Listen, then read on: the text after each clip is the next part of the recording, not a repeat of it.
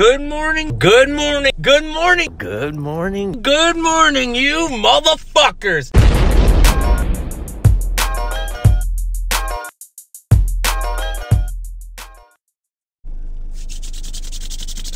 Woo! Well, I don't know where you guys are in the world, but it is getting cold as shit. Yesterday it was 79. This morning it is 61 degrees. Winter is slowly creeping its ass on all of us. And if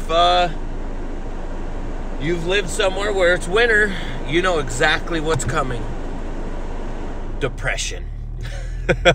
Sadness. The idea that you don't get to ride your bike anymore. But I've got a remedy for that.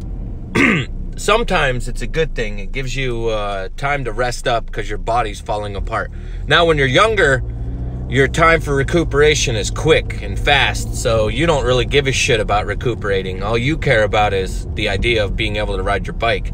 When you're older, it's like, it's cool to kind of have an excuse to be like, you know, it's raining, I don't have to ride my bike today. It's, you know, it's windy, I don't need to ride my bike today. So when it snows, it's good. It means I can rest my body up, take some days off, and recuperate, and get back some energy. My lower back has been feeling like dog shit lately, and I know why it is. I don't think it's because I'm riding every single day, because the riding I'm doing is only for a few hours. It isn't that long. I'm not really exerting myself too hard. I am riding to my ability, or not to my best ability, but I am riding. But I think it's just because the weather's getting colder, and the older you get, all these injuries you have after a while tend to just spark back up. So when the weather changes and winter comes, you'll start having these aches and pains that you are like, what the fuck? I haven't felt pain like that in years. And it could be like an ankle or a wrist that you've broken. And as you guys know, I have an L4 and L5 that's fused together. So my back's bad. And I've said this to people before. If you haven't had an injury, usually the long-lasting injuries for a BMX rider, there's 3 of them, okay? There's bad shoulders, bad knees, or a bad back. That's the 3 that you main get. Now, ankles and wrists, you know what I'm saying? Those ones, yeah, but I'm saying like the long-lasting ones that could potentially end your career or severely damage it and not allow you to keep riding is usually bad knees, bad shoulders, and bad back. And I happen to have a bad back. Now, some people have opted for surgery because I got sciatic nerve damage too, and my legs will go numb and my ass cheeks will hurt sometimes. And some people opt for the surgery, but I ain't doing that shit. Here, hold on 1 second. Welcome to Starbucks. What can I get you? Yeah, can I get a grande hot chocolate with almond milk and whipped cream, and then can I have a confetti cookie? Grande hot chocolate, almond milk, and whipped cream with a confetti cookie. Anything else? I meant no whipped cream, please. Sorry. No whipped cream. Yeah. Thank you. No problem. All right. So I opted on not getting the surgery is because a few things. Number one, I've had multiple friends that have had it, and I know that the pain goes away in a sense, but you do not recuperate your back. So say your back's at 100%, you probably get back 75%. I'm not willing to lose 25%. And there's tons of professional BMXers that have had that surgery, and a majority of those guys, almost all of them, don't ride anymore. And the ones that do ride can't really ride to their full effect anymore. So it's like, if I'm going to still ride BMX and I'm still going to be a part of this, I don't want that surgery. And also, I can't afford that surgery. You know, that's another thing that BMXers don't talk about. Here, 1 second. Hold on, guys. Sorry about this. Gotta get my shit. Hello, 704.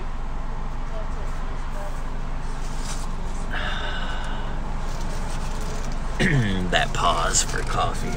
I love it. Hold on.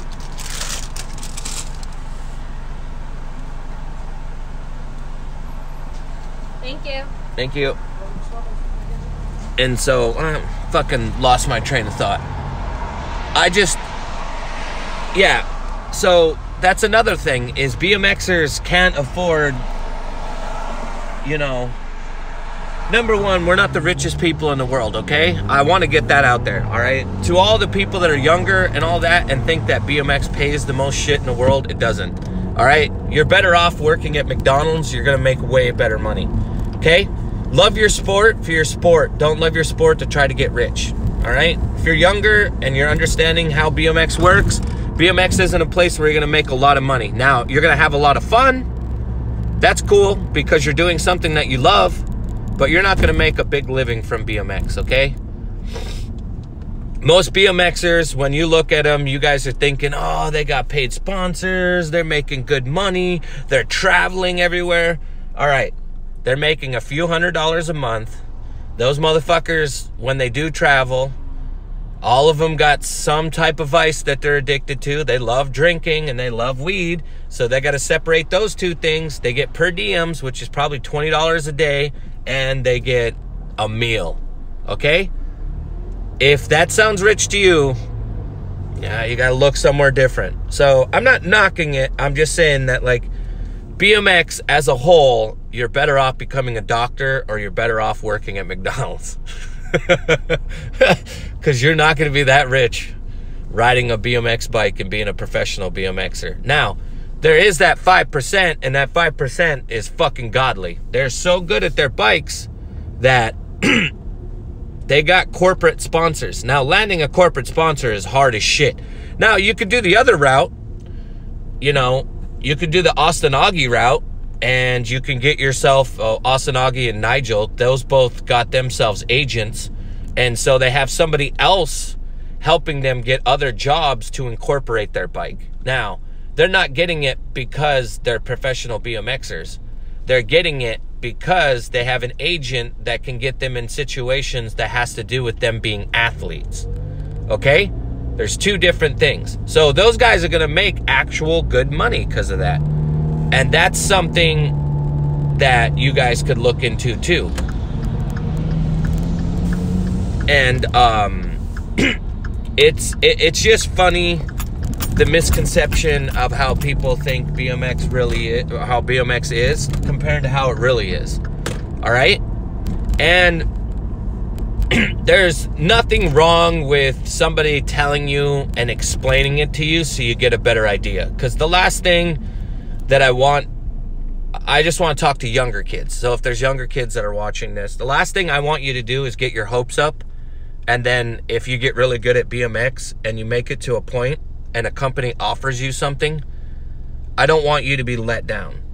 Because trust me, if you're in BMX for money, you're in it for the wrong reasons, okay? If you're in it to be some super popular, great fucking dude, and you don't know how to be humble, you're in it for the wrong reasons, okay? BMX has a lot to offer, but it's something that you have to earn and something you have to be appreciative for, and you can't be a douchebag. And you're not going to get far in this, okay? Like, you think BMX is huge and there's tons of BMXers. In all honesty, there's probably a few 100,000 BMXers all across the whole world. And here's one that'll shock the shit out of you if you've never really thought about this. There's probably 30 BMX companies, okay? 30, all right? Now, on the top of your fingers, you can just go through and start naming all the bike companies, all right? And then you can go ahead and start naming all the parts companies. Now, if you think about it smart, a majority of the bike companies own the parts companies. Okay? So your chances are cut in half. So if you think, like, let's just talk about S&M. S&M owns Fit, S&M, and then their sister company, which is their parts company, and I can't even remember the name of that right now. What the hell is that called? Salt's owned by Shadow, like Shadow, Sabrosa, Salt. Kink's got Cinema, Kink. What else is over there? And Mission. Stolen has Stolen and Fiction. You know what I'm saying? Like, there isn't a lot of companies. They're connected. Volume is connected to Demolition. So that cuts all of your chances and opportunities in half there. So if you're a douchebag, or you're not humble or grateful, that spreads. Word spreads really quick, and especially with social media. If you piss the wrong person off or you do something bad, people find out and it spreads. So it's just like, be humble, be grateful, and the whole idea of wanting to get sponsored, it's great. It's grand. It's awesome to get a paycheck for riding your bike, to get free bike parts, to get on road trips, and to get plane tickets and go and travel and hang out and do that. That stuff's great. But in the long run, it's not buying you a house. In the long run, most of the time you don't have health insurance. In the long run, you're driving a piece of shit car that's falling apart. So being a professional BMXer doesn't give you the things you actually need to live. You're doing this because it's something that you love. So it's better to have a profession and then make BMX your hobby. And if you're good enough and you start getting sponsored, take the few $100s that you get from that and just keep your daytime job. Keep BMX like your secondary thing. And with getting sponsored nowadays, that's another question that I always get asked. Like, hey man, how do I get sponsored? What's the best way to get sponsored? And it's like opportunities, dude. You guys got way more opportunities than I did 20 years ago, okay? My opportunities 20 years ago was, all right, every 3 months, Props is gonna come out, so I'm gonna have a new video. That's gonna stoke me out. Once a month, Ride, Dig, Transworld,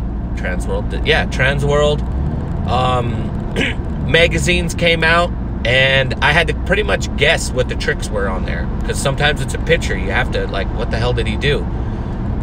You know what I'm saying? Nowadays, kids have YouTube, they have Instagram, they have all these means. They have a cell phone. A cell phone is fucking huge. A cell phone is way better than any camera. If you're broke, but you have a cell phone, you're fucking good. You can film a video part, and you don't even need people to help you film that video part. You can do it on your own. It's so simple. Now, it's not simple in a fact that your skill level, like your skill level nowadays has to be fucked to get sponsored. In a sense, okay? This is the thing that blows everyone's mind, is you don't have to be the greatest bike rider in the world to get sponsored. There's a lot of other things that go along with getting sponsored. You gotta be a good person, gotta have a great attitude. Your personality is number one. You look around and you see people on teams and you go, fuck dude, I'm way better than that biker. How come he's sponsored? The reason that person's most likely sponsored is because they have a good personality, and it's who you know and who you blow. There's another thing.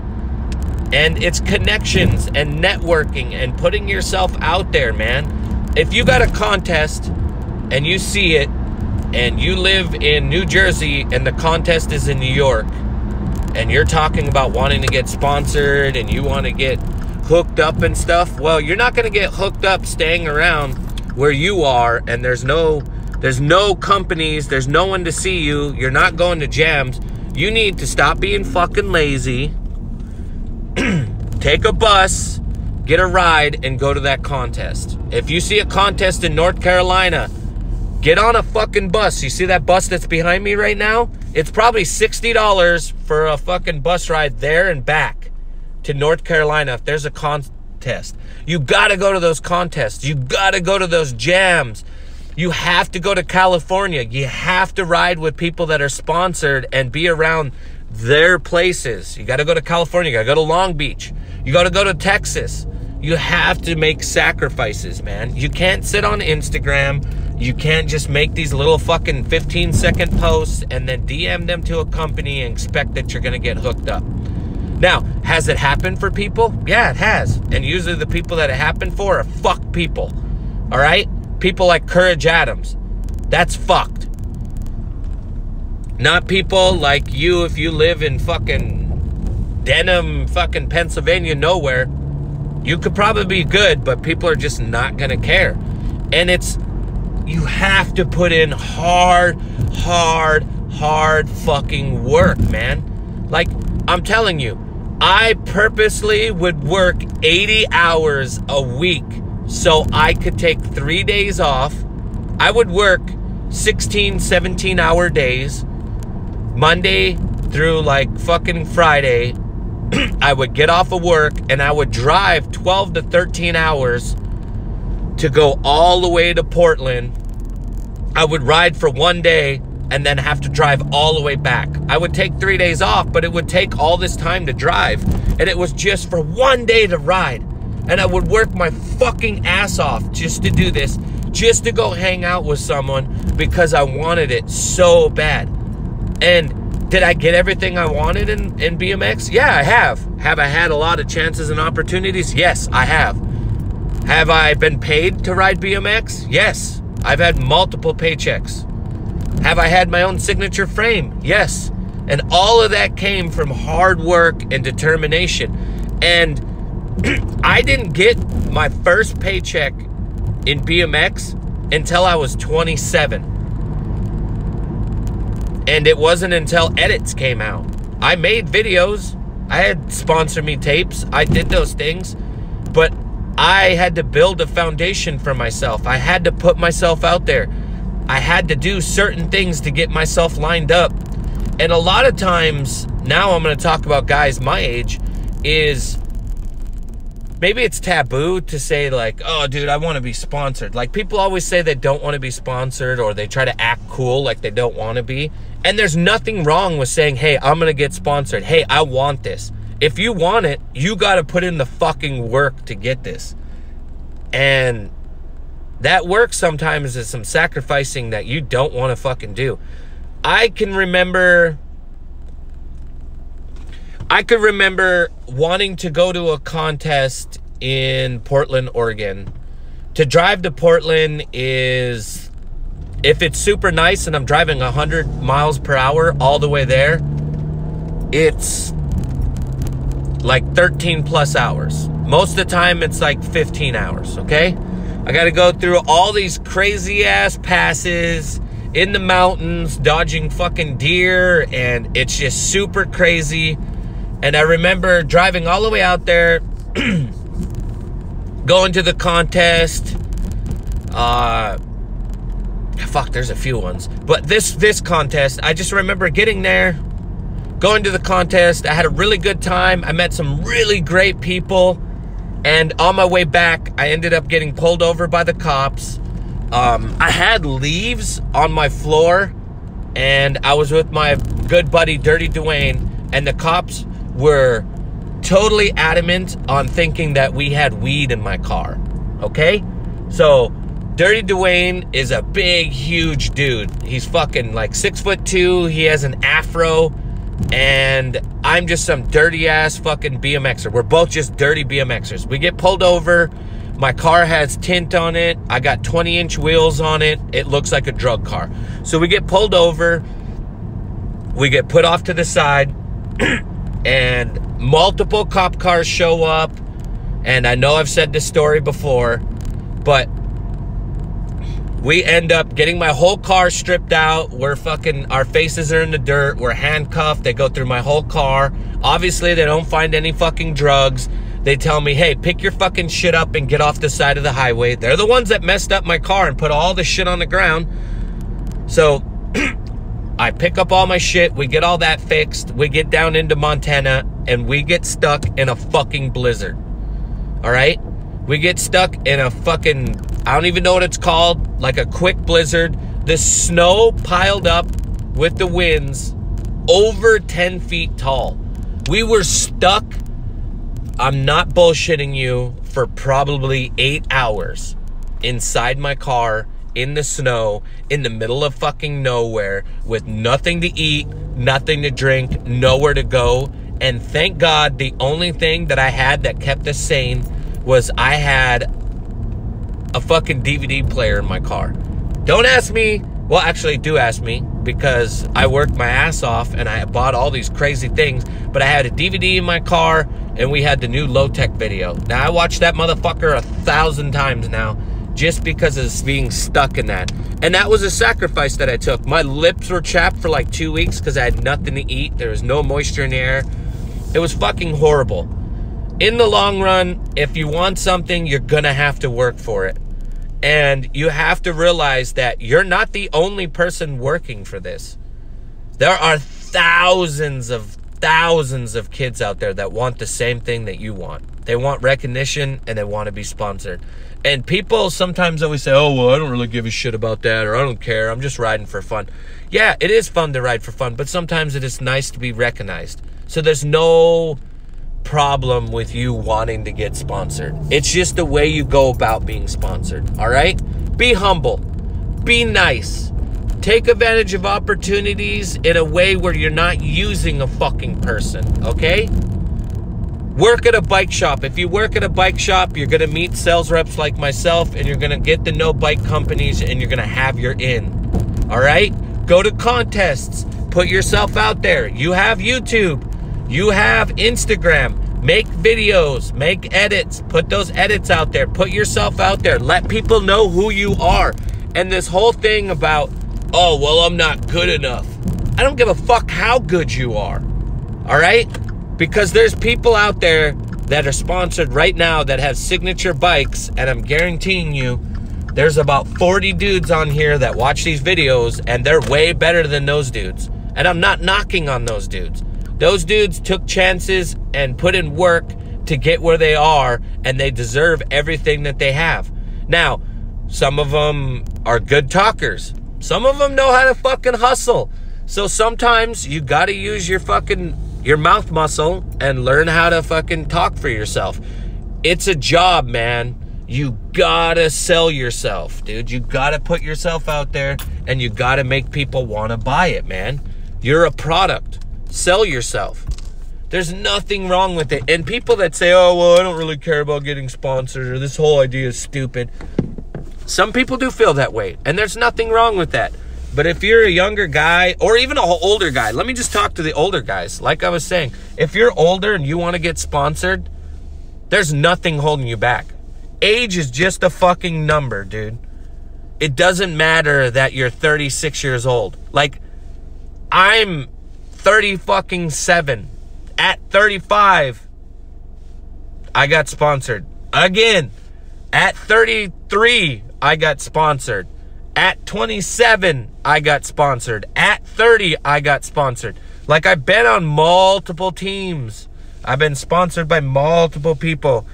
And all of it has to do with the hard work and the determination and the effort that I put into it. Now, do people perceive me as being a douchebag? I'm pretty sure. They can look at me and say, oh, he's just some annoying fucking asshole. But if you truly know me, you know I'm super loyal. You know that I have given so much back to people, and I've done so much for certain people's careers in BMX. Now, that's not me trying to like boast or tack like I'm some great guy, but I know that I've helped out multiple people with getting sponsored and helped them get along in times. And I'm still doing it to this day. And all I have to say is be humble, man. Be yourself, but also give yourself credit and realize that like BMX isn't cracked out to what you think it is, all right? It looks great from the outside, but in the inside it's a little bit tougher. And it's a small knit group, and everybody's in their own group. Now, I don't know every BMXer that's out there. Now, I know that there's certain BMXers that make fuck money, but those guys are on TV. Those guys are riding for Monster Energy drink, Red Bull, Nike, all that shit. All right? So you got to be realistic, you got to be humble, and you got to realize to take advantage of situations. Contests, jams, YouTube. Make some videos, man. I appreciate everyone. If if there's something that you want, or you feel like, hey man, maybe I could have this, or you got some questions, just leave them down in the comments. If you feel like some of these things I was saying actually touched the nerve, let me know. Leave it in the comments. I just want you guys to know that in the long run, it's just some grown-ass dudes riding a kid's bike. And if you get noticed, you get noticed. If you don't get noticed, you don't get noticed. That's just part of BMX, man. Some people make it and others don't. You could go to a skate park and there's always going to be one dude that's fucking better than everybody. And he's never been sponsored. And he doesn't give a fuck. Then there's other dudes where you show up at a skate park and this dude's got 15 different sponsors and he sucks ass. It just happens. That's just the way it is. Take advantage of things that are given to you for free in your cell phone, YouTube, Instagram. I appreciate all you guys. Like the video. Leave me some comments. Let's have some conversations down there. If there's things that I said on here and you liked them, let me know. If you didn't like them, fucking let me know again.